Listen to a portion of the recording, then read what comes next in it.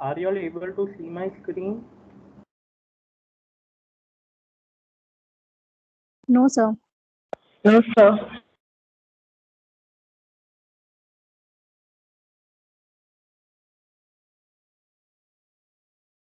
Hmm.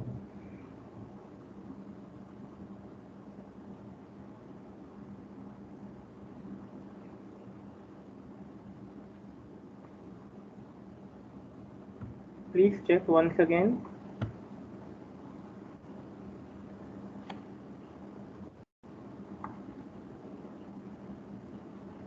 Yes, Yes, sir. sir. Yes, sir. Yes, sir.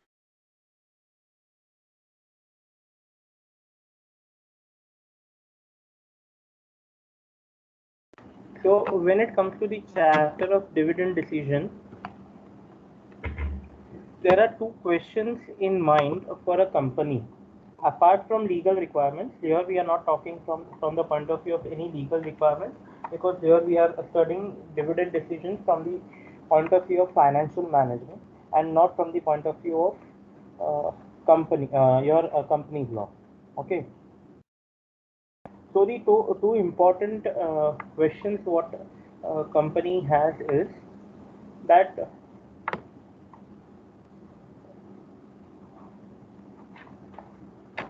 whether dividend should be declared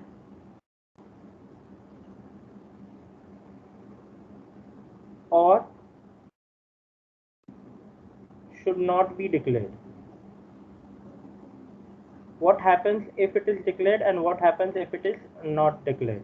Okay, what happens to the value of share if dividend is declared, if dividend is not declared? Whether there will be wealth maximization for shareholders or not, if dividend is declared or if dividend is not declared. So these are the questions, okay? The valuation of share and wealth maximization in respect of whether a dividend should be declared or should not be declared. Here I'm stressing again, we are not talking from the point of view of company law, whether we have funds, whether we have enough profits, whether other transfers to statutory reserves, etc. are done. We are not talking from that point of view. Okay, so this is the main condition, and based on this questions, there are various dividend policies or theories. Okay, so there are various theories in respect of dividend policies.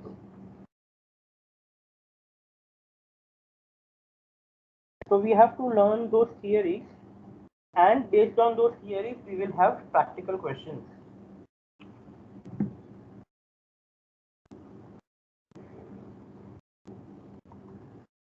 So number one, the first theory what we have is theory by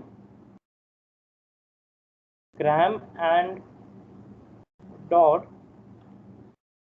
which is also known as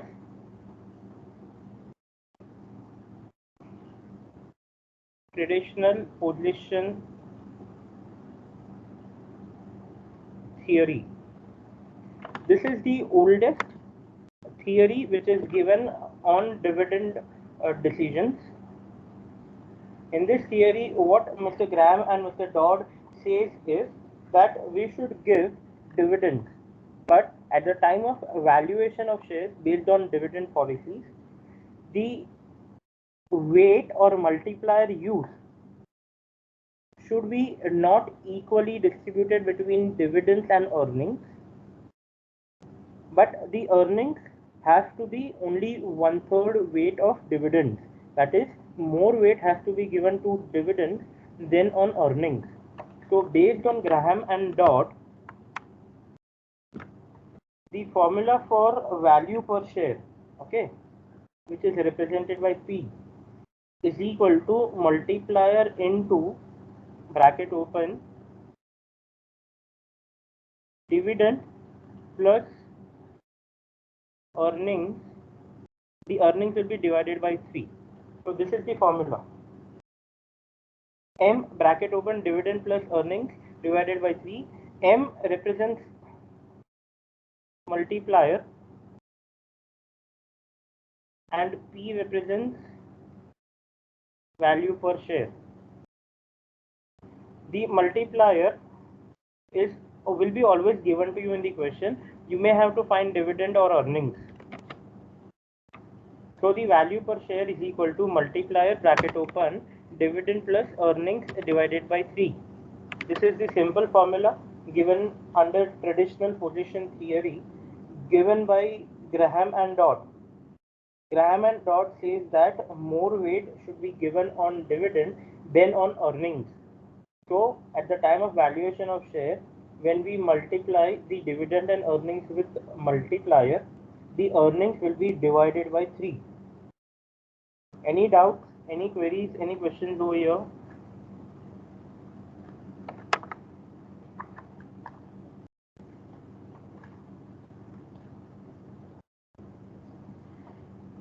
I'll share notes with you all in respect to this.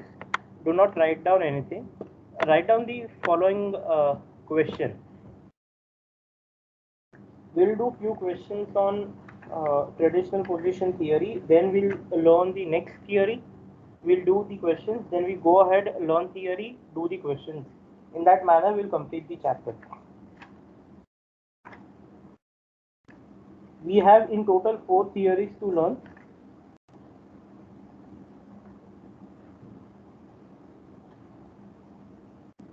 Write down the question. From the following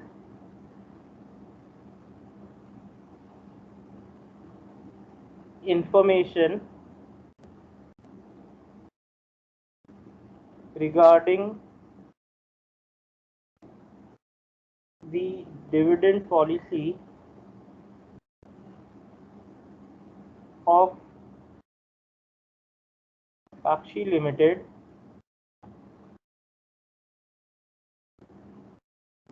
which follows traditional position theory,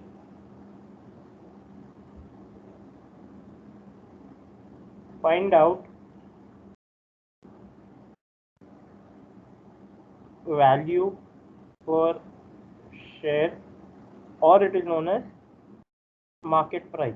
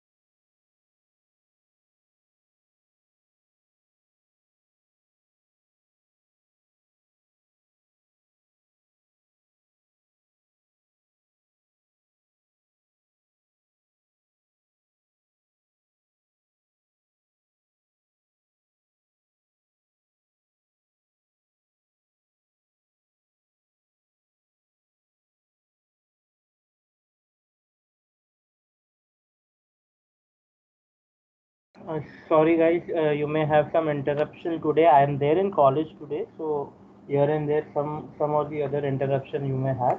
I need to go down and talk to principal ma'am on something. What do we do? Do we complete this question or do we leave it and join back later?